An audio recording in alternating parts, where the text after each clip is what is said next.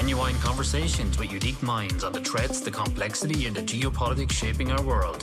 This is the Entropy Podcast with Francis Gorman.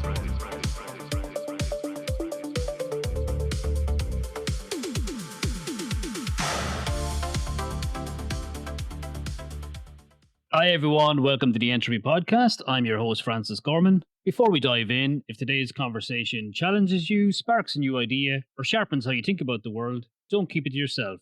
Subscribe, leave a review, and share this episode with someone who enjoys staying curious. Today I'm joined by David Murrin, a geopolitical forecaster, strategist, and author, whose work focuses on long-cycle patterns in history, conflict, markets, and the rise and fall of great powers. He is known for analysing systematic risk through the lens of empire cycles, military adoption, and what he describes as the West's strategic denial in the face of a rapidly changing world order. David, it's lovely to have you here with me today. Francis, it's great to be here. Thanks for a lovely introduction. David, it's great to have you on, because there's a lot of things I want to talk about that I think you have a fair grasp on.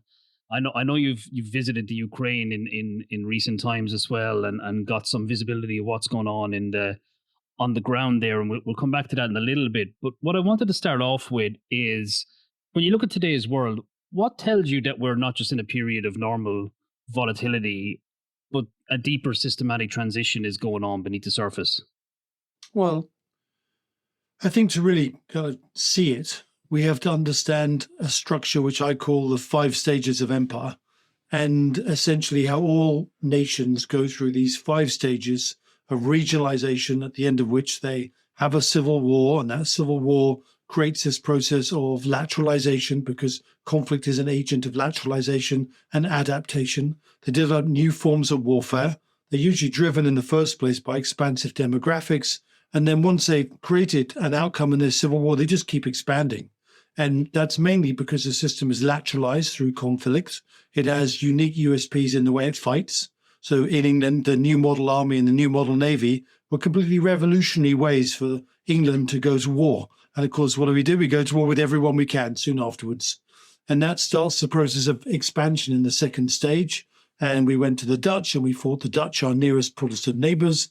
And when we finished with the Dutch, we started engaging the French. And we know that curve all the way up to final victory in 1815 with the end of Napoleon, which really ended with Trafalgar, because after that stage, he was constrained to a continent. And then, of course, we went all the way up until 1870 and that whole constitutional revolution of Queen Victoria, which is probably our peak, because no two powers could match us at that stage. But gradually, as we moved through 1870 and we moved into 1914, both America and Germany were our equals. And if it hadn't been Germany, I believe it would have been America that went to war with us, because they were in an industrialized state of comparable power, looking to go and express it through militarization and control of the globe. And for Britain, that marked our decline, the beginning of the First World War, and finished off by the Second. But what's interesting is we were really part of a much bigger system, the Western Christian world, as I call it, which goes back to the Portuguese and the Spanish and the French, and the Dutch were in there too. And then we came along as the biggest empire, and America is the last of the Western Christian empires. And it went into decline after 9/11. Now, when people who are American historians tell me that America's empire was as great as Britain's, I'm sorry, but you just have to study the history books. Britain truly ruled 25% of the globe, and for a period, no one touched it. It controlled wherever it looked, barring the local insurgencies that challenged us at times. Whereas America is a much smaller version of that empire construct, went into decline after 9/11. Over 2002 and 3, I was telling people this had happened, and people were falling off their chairs. They couldn't imagine America ever going in decline. And they used to ask me a question, well, if America's in decline, who's going to replace us? And I said the Chinese, because the Chinese cycle started with the Boxer Revolution. Their regionalization finished with their civil war. And what most people don't realize is after 1949, they went down and fought everyone they could until 1975, until they came up against the Vietnamese. And most importantly, the glass ceiling of America that was being to win a Cold War and exert regional Asian power. And so you've got the decline of one and the rise of the other, and nature absolutely abhors a vacuum. It hates it. And so what you see is this rising system. And the thing that we have failed to understand is that communism or any form of hierarchical system can still be highly adaptive and highly creative. It's not the domain of just free democracies. It's the state of a system that has high levels of lateralization and humans that can adapt. And we've really come up against a brick wall. We were seduced, to give them our industrial base because it was cheap for inflation. And they conducted since 1996 the most sophisticated campaign to bring down a hegemonic enemy in the world's ever seen. And we're seeing our columns of power being brought down all around us today.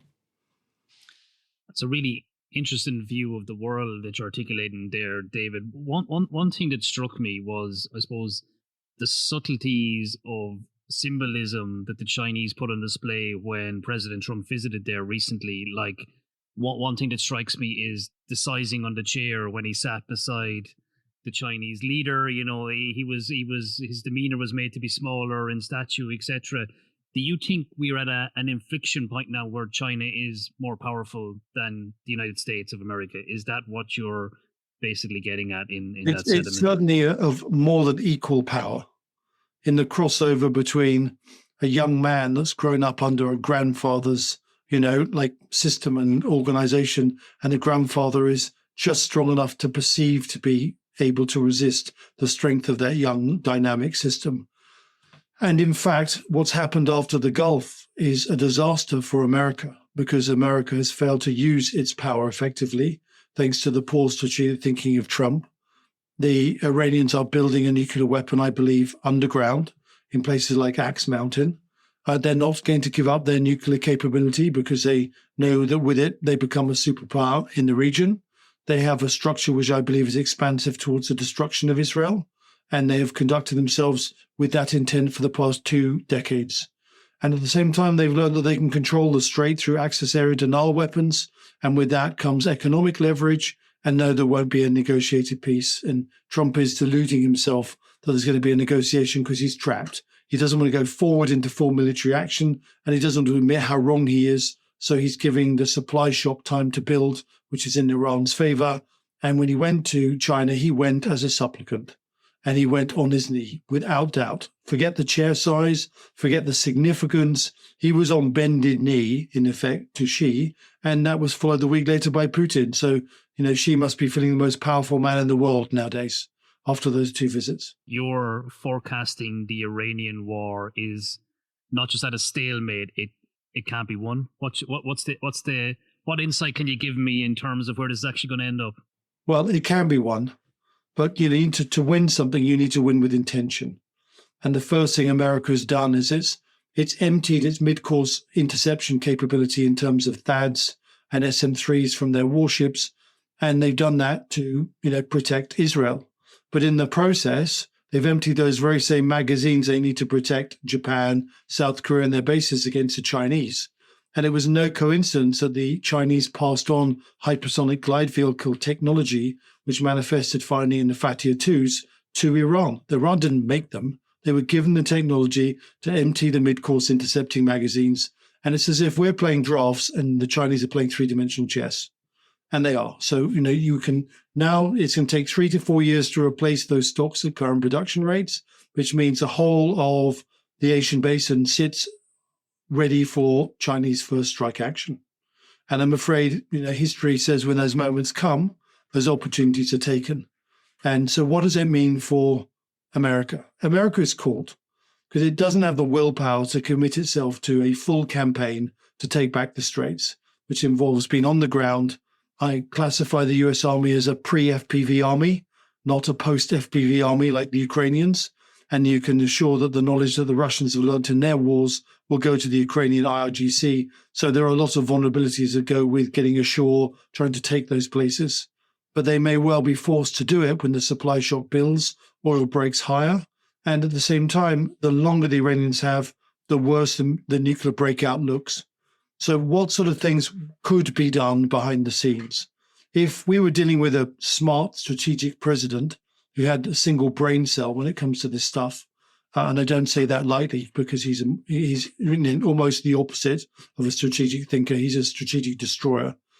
Then you would hope that somewhere in the bowels of the skunk works of America, they're turning a GBU-57 and strapping on rockets so it penetrates deeper than 80 meters and goes down a good 300 meters, and they build enough of them to take out the 27 missile cities and the nuclear facilities, and then the game is over for Iran. And that is the best out. Now, if they don't develop those weapons or can't, there is another option which seems absolutely unthinkable, but I believe it is being discussed, and that is the use of penetrating nuclear weapons on these same sites to ensure their destruction. And strangely enough, the fallout and the consequences outside, I think, would be very minimal. There have been 24,500 nuclear tests since the end of the Second World War that no one noticed. So there's a big gasp because it's used in anger. But in terms of fallout, small yield weapons with deep penetration could actually save America from succumbing to basically the loss of the Pacific, the loss of Japan and South Korea, which is the loss of the world to communist power. So there's some very big decisions around Iran that need to be taken, and I'm sure the Israelis are considering them too. When you say nuclear weapons being deployed, people automatically go to mushroom clouds and mass death toll. And I know Trump has been war-savouring the potential use of a nuclear weapon in some very strongly worded language that was quite unpresidential at times on Truth Social. Are you saying, David, that there is a more focused nuclear warhead that doesn't have that mass casualty impact? So, nuclear warheads have varying yields. So the smallest critical mass is seven kilograms of uranium, a suitcase bomb. That's what you'd find in an artillery shell. And you can model them to be similar to 1,000 tons of explosive, 2,000 tons of explosive, 3,000 tons is sort of roughly where the Lebanon fertilizer blast was. So you can moderate their yield. So they're actually much smaller. And if you deploy them so they're underground when they explode, then the radioactive fallout from that is very small, apart from the blast through the doors, perhaps of the facility, or back out through the entry wound. So, entry tunnel. So I think it's a much smaller issue than we think of as a mushroom cloud. I don't think you'd even see it. But there is the psychological issue of a mushroom cloud and the use of a nuclear weapon, which is huge. But at a time like this, where America is on course to be defeated by China in the Pacific, it has some very difficult strategic decisions to make about the level of intent it's prepared to manifest to preserve its system and sense of freedom, or sense of freedom about to be corrupted into dictatorship by Trump, whatever you want to call it. Do you think the only threat to the Western world at the moment is military, or is there other factors at play here? We are, sadly, and we talked about, my work in deep cycles. I believe there is a hegemonic war cycle of 108 to 112 years. And in between, there are these peaks which make the Cold War, or, for example, Napoleon III's challenge in the 1850s and 60s, which almost became wars which didn't, although you go back to the 7 Years' War before that, and the whole state was just between France and Britain was so on edge that they actually fought in that interim period. But it goes back to the Spanish, being challenged by the French, goes back to Napoleonic Wars, where we challenged the French, goes back to Germany challenging us. So there are at least 4 of these things that are clearly part of the cycle in the modern European world, and we're in it. And it started with the invasion of Ukraine, and it doesn't peak in its energy and its ability to agitate relationships that create this outcome until 2030. And so we've only got escalation ahead of us. There's no downhill moment or force within the system that reduces the tensions in the world. And China has fully committed itself to being a global maritime hegemony. Make no mistake, it is not going to stay in the Asian basin or the third island chain. It's coming for every ocean, much as Britain did and America did as maritime hegemonies. So when we break that out in terms of making it a reality, what does that look like? To take Taiwan, to take South Korea. We've got North Korea there that is obviously an ally and aligned with China. You've got Russia, who is also an ally. So let's go back, and the reality is already that the war in Ukraine was enabled by China, and Putin was encouraged to proceed, and his war effort has been supported all the way through increasingly by China. And the Iranians are the same.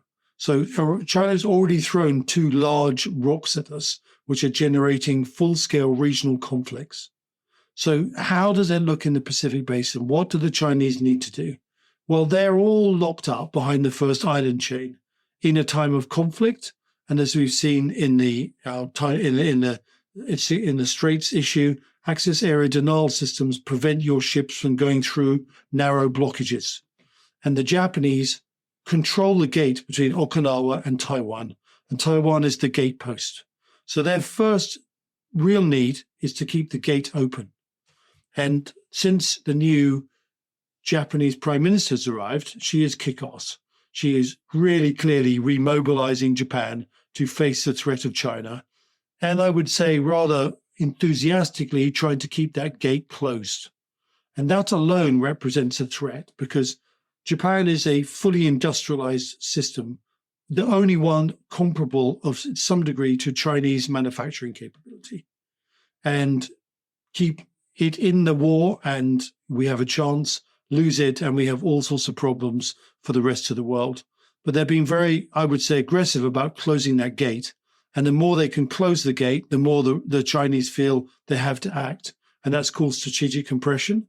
And my studies suggest that the timing of hegemonic conflicts are never at the choosing of the hegemon. They build themselves up, they scare the people around them, who then react and they realize their opportunity is narrowing and they move as a result of strategic compression.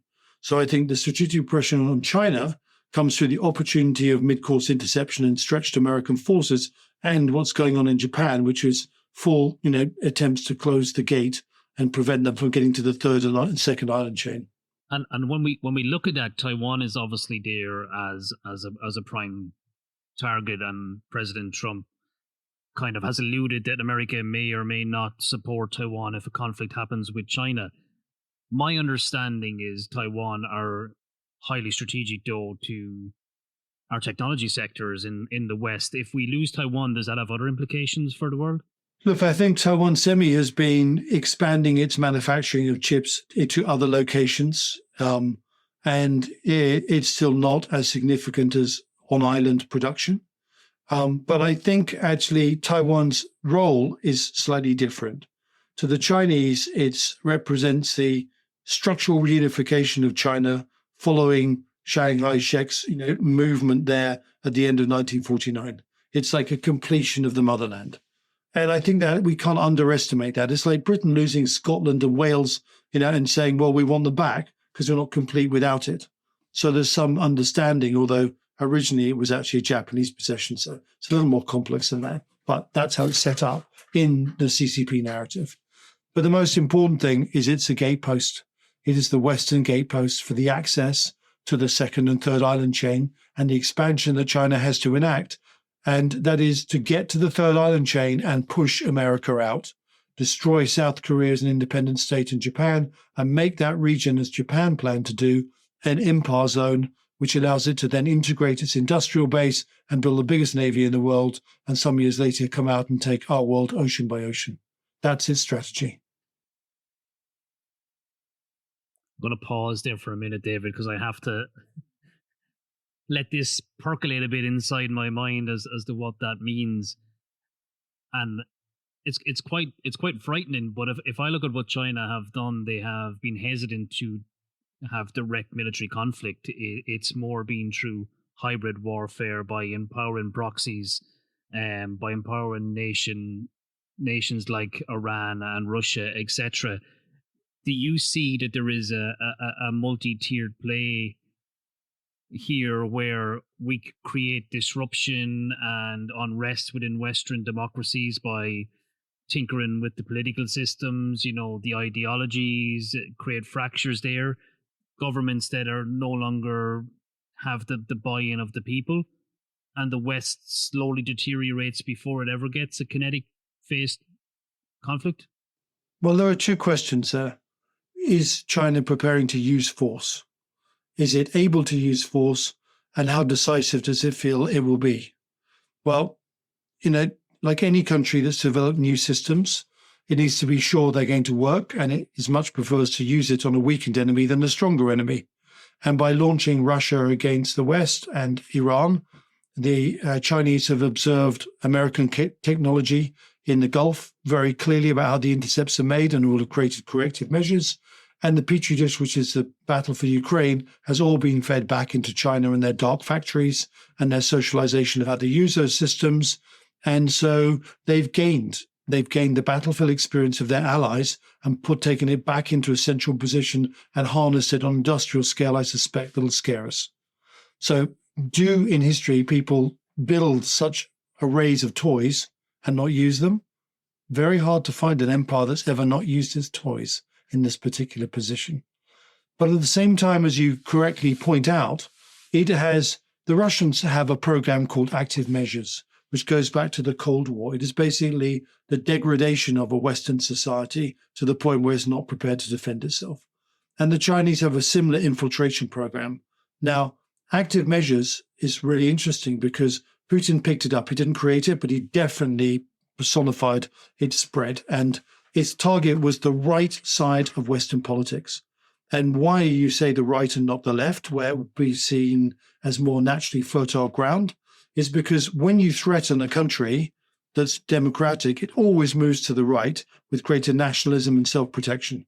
So if you can infect the right and turn the immune system off, then nothing happens. And in fact, let's think of the examples. There's MAGA, which is a really good example of an infected right, where America has suddenly ended up with sort of frenemies with Russia, which is bizarre. You can see it in Germany, where the right actually would disarm rather than rearm, as Merz is doing at the moment. You can see it in France, and you might see it in Reform somewhere buried deep under there, where they've been semi-pro-Russian in ways which, shimmer in the darkness. So the active measures of Russia are all around us and undermining us. But the Chinese, when the Russians moved out of Britain, for example, moved in spades. So it's not just that we are in denial and weak and unable to face an enemy. I think we may have well been systematically subverted with a pincer movement between Russia and China. The embassy piece that you just touched on there, you're referring to the massive Chinese embassy in the middle of London. Yeah. Interesting. Do you think that's symbolic or strategic? For the Chinese, it's a gift to operate all those people, have an intelligence centre in the heartland of London. What a gift. I mean, we're mad. And, there will be a huge number of operatives. They've already created systems and shadow police stations which affect, Chinese immigrants and try and exert on them. And we've allowed the Chinese into our system because we've wanted them our educational system to pay for our universities, because the Treasury thinks that that's the only source of money they're going to get from a powerful Chinese economy. And the Foreign Office somehow benignly think that if you're friends with your enemy, you can somehow do something about it rather than actually recognize them and cauterize them. And, we've got leadership which just fails to have any courage to realize we are at war and we need to prepare for it. And we need to explain to our society that, the social benefits we once had now have to be turned back on defense. And in the process, we could actually create a real economy again. And there may be huge benefit from that rather than just a one-way spend, as they like to think about it. How ready is the UK for war, in your opinion? What scale would you like me to answer upon? 1 to 10, 1 to 100? Let's go for a middle ground, 1 to 50. Okay. -30. That bad? We are totally exposed. Let's go through it. We have no army. We have 12 artillery pieces. We have no tanks. Our army is still trying to work out what it will be. And some of its leaders are very gifted, but they're not resourced. The Navy has been decimated by a lack of funding on the most epic scale. Our Type 45 destroyers, which if they worked would be world-beating, have just fallen into disarray. And we're lucky to get 1 or 2 afloat. And we don't upgrade them with anti-ballistic ship missiles and Aster-30s. Our army doesn't have air defense systems for the country. We could be, for example, buying Aster-NG or SAB in the next generation, which has an ability to hit maneuvering incoming warheads. But no, we haven't thought about that. We have a few, Sky Sabres, which is great for the House of Parliament and a couple of other buildings, and that's it. We have no drone capability, no counter-drone capability at scale. It is terrible. Our aircraft carriers, which I don't think are a bad idea if properly defended, have planes on them that can't carry any weapons. The ships themselves aren't defended. It is so bad that literally in any other period in history, you'd string up the people responsible. And that goes back to prime ministers. It goes back to Ministry of Defense heads. it goes back to Chief of Defense Staff. They're all culpable for what is the most appalling situation. And yet we have been at war with Russia effectively for 4 years. We are Putin's greatest European enemy because he remembers how we were the backbone that fought for the Falklands, had a nuclear system that was being prepared to use it, and in effect negated the Soviet army's capability to come into Europe. Even though America was larger, it was Thatcher's intent that protected us. So he recognizes we're hated, he attacks our subsea cables, and yet we see their warships escorted by RFA supply ships. I mean, they must be quaking when they see an oil tanker chasing them that's painted in grey. The signals we send are appalling. So I'm afraid there should be an absolute public outrage at what's happening. I don't get the sense, and I spend quite a bit of time in the UK, that people care that much at the moment. I think people are incredibly deluded. They feel that Ukraine is a war far away. They feel that the Iranian war is someone else's war, apart from when they fill their car up. And they are totally frustrated by incompetent leadership on an epic scale. And they're disheartened. And yet deep down, they understand we need to defend ourselves. And if the option came to vote for someone that stood for that, I think the response would be overwhelmingly surprising to the political body. Very interesting, David. I've a lot of takeaways from this conversation already that I need to break down in my evening and go back over. It's a fascinating area. When you say, and people may be surprised by this, that the UK has been at war with Russia for 4 years already. You're talking about the cyber warfare aspect. I'm talking about direct action, blowing things up on our territory, losing our power stations, seeing our submarine hull have a fire miraculously. None of these are accidents. Seeing that oil tanker crash into another oil tanker, it just happened to be Russian. Seeing our subsea cables being, mined and surveyed. Sorry, that's called war by any other term. I know one of the papers did a breakdown on this last year. I can't remember which one specifically, but they talked about all of the acts of Russian destruction on British soil, I think down to warehouses being burnt down and different pieces. Why is that not making mainstream news? Why is that not being surfaced in a way that can be understood properly? Well, the rot really starts when you look at the Novichok attack in Salisbury, because that was designed to break down the barriers of weapons of mass destruction, in this case, a chemical weapon. When all three of those chemical biological weapons got a nuclear response in the Cold War, and what all we could do was turn out some lights somewhere in a northern Russian town to show we were unhappy. And with that lack of capability has a continued lack of intention. So, Labour, Boris, I think, for all his bad hair and lack of strategic discipline, understood that, if someone burned your house down, you burn their house down. Maybe a couple more, to be honest. But Sunak was a weak man, known for not wanting to be a war prime minister. And though institutionally we supported Ukraine throughout his tenure, he did everything he could to weaken our defences and also present a really weak aspect of intention. And if Sunak was bad, you can square that process with this current prime minister, because he just makes these weak, flopping words about war and defence, and then just starves the armed forces to the point of destruction. What does all of this mean for the day-to-day lives of people across the West in terms of how the markets are reacting and how the economy is going to, I suppose, sustain going forward? If we're into an era of continued conflict, continued disruption, how do businesses refocus? How does the economy stay stable? Or are we going to hit an extreme depression or recession across? We're going to hit an extreme event. And currently, with the Straits of Hormuz blocked, we got this, imagine this huge supply shock, which is just building and building, but that surges inflation through our system. We know that inflation is hard to live with because everything goes up, but actually wages, people can't pay for things. So there's a huge cost of living crisis coming down the track. And more importantly, there is a bond crisis. And that bond crisis is not just the gilt market, which is the weakest in terms of the highest yield of the G7 bond markets, but there are critical stages where they're about to really bungee jump, or I describe it like become hot bubble gum and just stretch. And that brings a completely different way of life. Now we can't fund ourselves, most of our interest payments. You can't do the social welfare. I mean, the government spending will implode as a result. And we'll be lucky to get out of it because America is on course to go bankrupt somewhere in the next 3 years in this process. And how do you fund a war? You can't buy exquisite systems. And so, cheap mass weapon systems are all we can fight with. And we are going to end up emulating Ukraine in some ways, where they didn't have the money, so they create cheap, affordable mass. So affordable mass is going to be vital for us and ensuring that we learn the Ukrainian lessons. And you mentioned that I'd been out there recently. And the thing I would like to share with everyone is what we have to do to survive. And we look at Ukraine and think, well, you make these marvelous drones and UGVs and adaptation systems, but no one else how they did it. And they did it through a social transformation.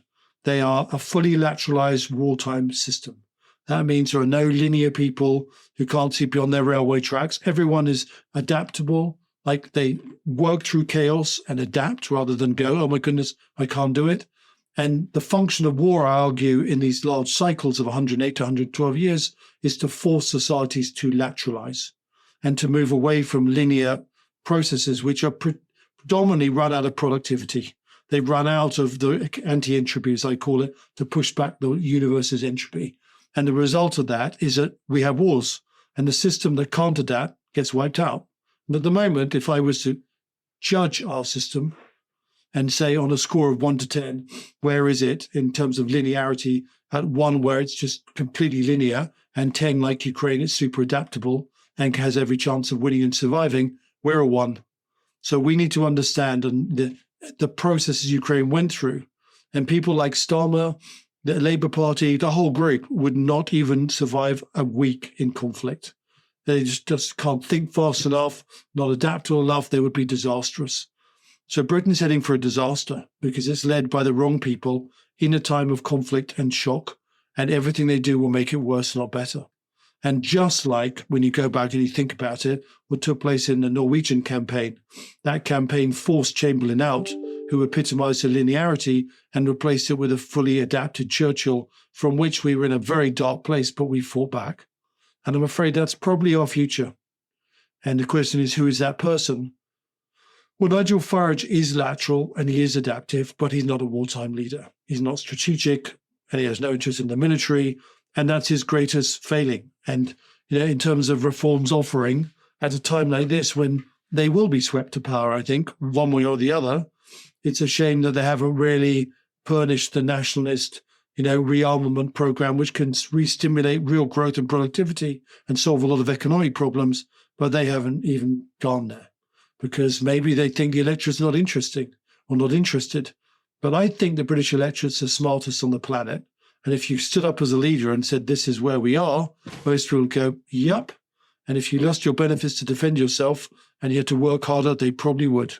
I had Dov Barron on the show last year and he talked about emotional source code and he talked about COVID and he's British himself. And he said, if you wanted the British people to take the vaccine, you should have just said, we're British. We're better than everyone else. We need to show them how it's done. Let's get the vaccine, lads, and let's move forward. And you're kind of saying the same thing. We're British. We need to lead. Let's show the rest of the world how it's done. Let's rearm. Let's regroup. Let's be strategic here. See, the problem with our response to COVID is I argued at the time, and I wrote evidential papers which have only been verified. It wasn't an accidental release. It came from a weapons laboratory owned by the PLAN in Wuhan, and it was designed to inhibit our ability to keep our debt. And so they explained that if you were like us and you locked down, then essentially you would thrive. And like a bunch of morons, the West went, yeah, I'll do it. And the only countries that actually questioned it were Scandinavia and Boris's regime. And the only reason they rolled into it was because they weren't properly protecting the old people. And as a result of it, they rolled into a place they shouldn't have been at. I think the people's idea that we should have carried on with our economy, let the old people shelter, and let the young people get on with it with a very low mortality rate, we all knew that's what should have happened. If there was resistance to vaccinations, it was the concern you can't trust a drug company, which is probably right, and at the same time, the concern that it wasn't the right course of action. So I think that resistance was not just from a few, it was the common sense feeling that the population had. And I don't think it was handled well at all. And as a result, our debt structure is significantly weakened, of £400 billion weaker than it would have been, which we could have spent on defence instead. So you're saying, David, that your take is COVID was engineered to do harm? Absolutely. But not the kind of harm we think of. It was economic harm. It wasn't designed to kill a lot of people. It was designed to economically inhibit the productivity and increase the debt burden of Western economies. So the arms race that China started subsequently at great pace, which no one talks about, just about the beginning of COVID, we couldn't match them because our debt was used just to sustain our economies in ludicrous coping mechanisms. This is back to your analogy of 3D chess. It is, I'm afraid. And they have been playing an amazing game of it. Before we wrap up, David, obviously I'm based in Ireland and we're neutral, but we're, I won't say a superpower, but super strategic in terms of our technology landscape and our importance to Europe in terms of that technology, and the undersea cables are obviously a core part of that. If this goes the way you are predicting and the West ends up in a kinetic warfare, where do you believe Ireland sits strategically in that? Will we remain a neutral entity, or will we get dragged in under a European banner in some way? Because we have zero military. And the fact that the UK, are you telling me the UK have limited military doesn't give me any comfort either, to be honest. Well, let's just look at some good examples. What did China do with the Uyghurs? The Uyghurs didn't willingly submit. They were a hostile Muslim society, and all Muslim societies are quite vibrant because they're running up their curve in late regionalization to expansion, and they suppress them with all sorts of social algorithms and tortured them and, concentration camp them. I mean, stuff that if people knew about it, they would fall off their chairs. They took that technology and then they went to Hong Kong, 6 generations, the most vibrant people you'll meet, and they were suppressed in 3 months. How do they do that? They took out the most strong rebellious genes, and the rest just became like wheat in the wind. So they control 1.2 billion people of a planet of about 7.6 or whatever. So they have the technology to go anywhere in the world and change an outcome. And in fact, the reason why the CIA-led revolution in Iran failed recently is because Iran has adopted the same technology and partially used it to suppress and isolate the leaders and make sure that they were removed, so the wheat was in the wind again for everyone else. So I say that because the ambition of China is to rule the world. There are no neutral countries in its story. So there are no places to hide. And ultimately, Russia and Iran and North Korea are agents of China. So yes, you might survive a little longer as a little bubble. And then one day, if we lose because, we don't have enough support from everyone else, you too suffer the fate of the Uyghurs. So there's nowhere to hide. And people often say, well, what do you do? And I say, you stand.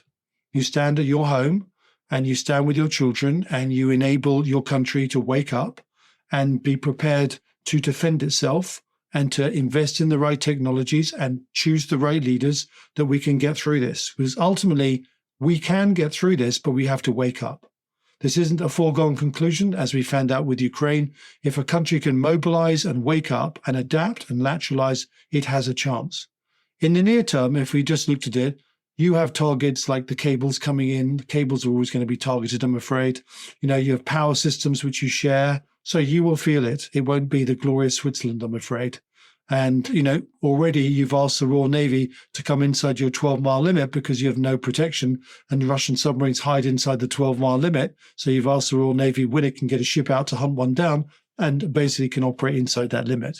And that's the right thing to do for both of us, because that was just a weakness that we all live with in the ROC. Submarines were sitting there, Russian submarines, and the Royal Navy couldn't get to them. So that's a gap that's been precluded. The more gaps we close out, the more united we are, the more scale we produce, the greater intention we present to the enemy, and it's harder for them to enact their strategy.